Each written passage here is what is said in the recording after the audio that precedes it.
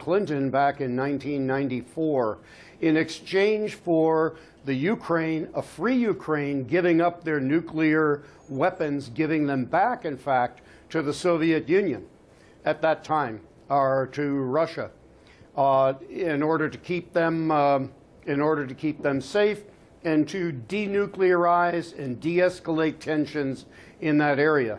You might note that the people of the entire Ukraine, including the Russian-speaking regions of that country, voted for independence. Voted for independence. They still yearn for independence. They have been guaranteed independence, signed by both Russia and the United States and the United Kingdom.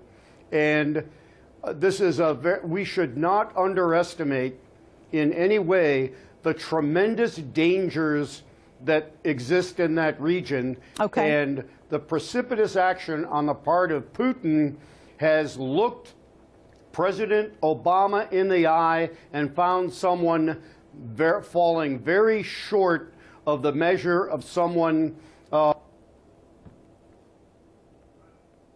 Okay. Had a little audio difficulty. Let's switch over to Orlando and get to Mr. Scott Rickard in on this discussion. Your take, sir. Now, our guests in Washington have basically said that the Russians have absolutely no right to be in Ukraine. Your take, Mr. Rickard. Well, it's typical coming out of Frederick Peterson. He's obviously had a lifetime of supporting the State Department rhetoric. No doubt there were some referendums in the early 90s that did cause a major change in the Ukraine. That was, a benefit to the people there. At the same time, a lot of the individuals that were living up in the Russian central area that were really moved as a part of World War II were also allowed to return to the Crimea and Ukrainian regions. Now, you have to take a look at Ukraine. It's 50 million people that live in this country, and, about 60% are Russian. And, outside of that, there's probably only about maybe 12 to 20 or 15% that are in the Crimean Tatar range. So this is a small minority of the individuals in the Ukraine that did actually have some protests, some small protests in Kiev that were very violent. These protests were extremely violent. There was, lots of Molotov cocktails, a lot of activity going on that was, being supported by the outside, by the West. The West has invested over $5 billion in the U.S. government alone, alongside of, what Victoria Nuland was talking about and got caught, talking online with the ambassador from the Ukraine. The U.S. has been orchestrating this overthrow in the Ukraine for quite some time. And you have individuals, who the founder of eBay. You've got Pierre Omidyar, who's invested money alongside George Soros. So this is a scenario that has been played out here for several years in creating what they call an uprising that has been fabricated by the West. Now, the reasons for doing this are purely economic and geopolitical. The West has been trying to pull the Ukraine as well as other former Soviet states into NATO. At the same time, they're also trying to pull them into the European Union. And many people in the European Union don't even want the Ukraine in. It's actually a legacy for them because they're getting yet another IMF failing state.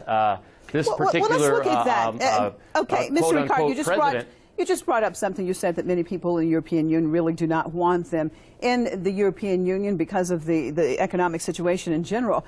In the EU, in general, why is the West, not only the Europeans, but also we see the Americans, as you've just talked about, Victoria Nuland, and that leaked conversation, though the Americans continue to deny that they have anything to do with the situation in Ukraine. However, why is it so important, let's say for Washington, to be so involved in the situation in Ukraine? That's a great question. I mean, what you have here is you have the Ukraine has been taking quite a bit of loans from the IMF. the gentleman that they have running as a quote-unquote prime minister now, their man in office, he's been, basically the finance minister and orchestrating a lot of, very unhealthy and very criminal-based loans coming out of the IMF. So they're going to have to implement some sort of austerity plans. And so that's what they're looking to do. They can financially cripple Russia at the same time and also create another payment state for the failed IMF global financial debacle. And what they're looking at as well is a strategic area. I mean, this area is heavily strategic. You look at the port where you just had your first reporter coming out of. That port is the most strategic port for the Russians in the south of Russia.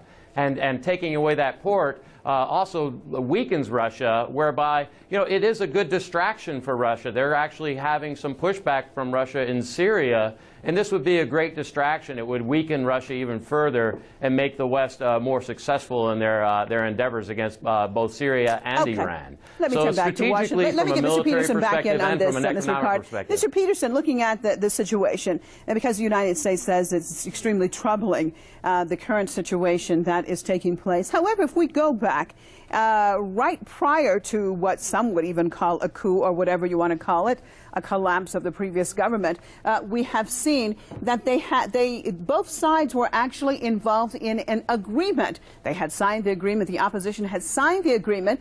So why all of a sudden the turnaround? If they had signed the agreement, basically as far as sharing as far as with like a coalition government, and also ultimately early elections in the Ukraine. So upon that agreement, then why all of a sudden all of this happened? Couldn't this violence and this tension have been prevented? Well, I think unwittingly your other guest hit upon a truth, and that is that the Russians have covetous interests on a free Ukraine. They don't want a free Ukraine. They're attempting to reassert a regional hegemony. This has been going on since back during the Crimean War in the 1850s, a long, long time ago. That war resulted in the most huge loss of human life to take place between the Napoleonic Wars and World War I, which also arose from this region in Serbia. And we are tiptoeing on the threshold of a cataclysm. I believe that Putin has looked at President Obama and found someone who will not stand up. We have a macho man meeting the marshmallow. And we have Obama just flippantly throwing out red lines, which turn to pink haze, which turn to yellow puddles on the floor. Let me just look at that point you just made, Mr. Peterson. Any good, what do you think that President Obama, sir, what do you think that President Obama should be doing that he is not doing right now? He should not be making, first of all, he should be attending his own national security briefings, which he did not attend yesterday, utterly, inexplicably canceled out, walked out on his own national, never showed up to his own national security briefing. He is, not that he is doing the wrong things, he's not doing anything. He is not acting as a leader. He is acting as a disinterested party, certainly not taking account of the treaties that we have, of the very delicate issues that we have, and of the personality of a Putin who has had, as Russia has had for many years, designs on regional hegemony and is seeking to recapture, reestablish a Russian, as they did in Georgia. Okay. In in 2008. Mr. Rickard, your take on our guest in Washington designs on regional hegemony, talking about Russia, and yet, as you had mentioned earlier, the United States is very, very much involved in this situation. Your perspective on Russia and why Russia is doing what it is it because of actually the proximity to its own country, and as far as looking at it from a security perspective, or how do you see it? Well, obviously, it's a national security perspective, Proximity. both from a commercial perspective. Many of the actual pipelines for the taking gas to Europe, as well as transportation lines, and from a military perspective, Crimea has been, because of its the nature of its geography, it's been an extremely strategic military location for centuries, as Mr. Peterson describes. But the more important thing is you talk about hegemony and you talk about responsibility. I mean, the Americans marched through Afghanistan and basically militarized jihad in the 80s and have been dealing with that ever since. And they have taken no accountability for that. In fact, they've taken advantage of it to expand their hegemony, not just in that region, but in other regions throughout Africa and the Middle East. So talk about expanding hegemony. I think, take a look in the mirror, Mr. Peterson. There's quite a bit that you have not noticed and talked about. At the same time, there's a whole lot going on from the criminal perspective. You have to look at guys like Semyon Mogilevich, who's on the FBI's most wanted list, and I highly recommend that you look at this, Mr. Peterson. I'll be in Washington on Friday next week, and I'd be happy to sit down in your office and show you what it's all about. This guy, Semyon Mogilevich, he was our #1 arms dealer when we were going to war against the Russians in the 80s. And Semyon Mogilevich is from the Ukraine. He actually runs the mafia that is basically across Russia and the Ukraine. So take a deep look into what the Americans have been doing in that region for well over 30 to 40 years. And let's have a real discussion on the actual corruption that's been going on in that region. Because for what you're talking about, it's very unclear as to where it's going. Well, Mr. Peterson, what about that? If we look at the meeting John Kerry had a meeting with several opposition figures, Arseniy Yatsenyuk, Vitaly Klitschko, and Petro Poroshenko, on the sidelines of the Munich Security Conference. Isn't that interference in a sovereign country's affairs? No, I would be delighted to talk about hegemony in the area. We are not arguing about hegemony of the Russians or hegemony of Americans in the area. I am arguing for liberty for the Ukrainians in the area. Can you answer, then can you, in context with liberty for Ukraine, can you answer the question that I posed to you? Can you answer the question that I posed to you? What exactly does that mean when you have the Secretary of State of your country meeting with the top opposition leaders prior to all of this? And we also, of course, we have the leaked conversation with Victoria Nuland. And, of course, we have McCain, who addressed the opposition actually in Kiev.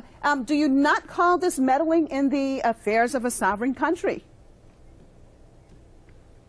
Exactly. A Secretary of State has as an obligation to meet with parties and to discuss. Please don't put me in a position of defending Kerry or the Obama administration here, because I quite agree with you in principle that they have been very flawed, not in what they have done or attempted to do, but what they have failed to do. So you're saying what they have done, I just want to get clarification on my question. So you're saying what they have done has not been interference at all. Is that what you're saying, though, Mr. Peterson? It certainly has not been. Okay. No. All right. Mr. Rickard, your take, Mr. Rickard. If we look at a situation, Mr. Rickard, if we had, for example, the Occupy movement that had taken place in the United States, and if we had had some Russian politicians going out there in various cities and addressing these protesters who were in the United States, what type of reaction do you think we would have seen from Washington? That is a great point. I mean, what if you had Russian influence here and the Occupy movement here in the United States, and you had Russians over here funding billions of dollars to the Occupy movement? Give me a break, Mr. Peterson. I mean, the facts remain is that you have a society. Look at the Krugerrand. And the Krugerrand was created back in the 70s that was manipulating not only that area that we're talking about today, but the same guys that we're dealing with today, the result of those Nicholas Deek and his son Leslie Deek, who work at CIA think tanks downtown in Washington, D.C. I'd love to come and educate you on how how incredibly corrupt your government is today and has been for the last 40 years. And on that note, I'm so sorry, but I have to interrupt you because we are out of time. So sorry, Mr. Scott Rickard and Mr. Frederick Peterson, but we're out of time. I thank both of you for being with us right here in the debate. And viewers, thank you. Join us same place, same time tomorrow. I'm Marzia Hashemi signing out from Tehran. Goodbye.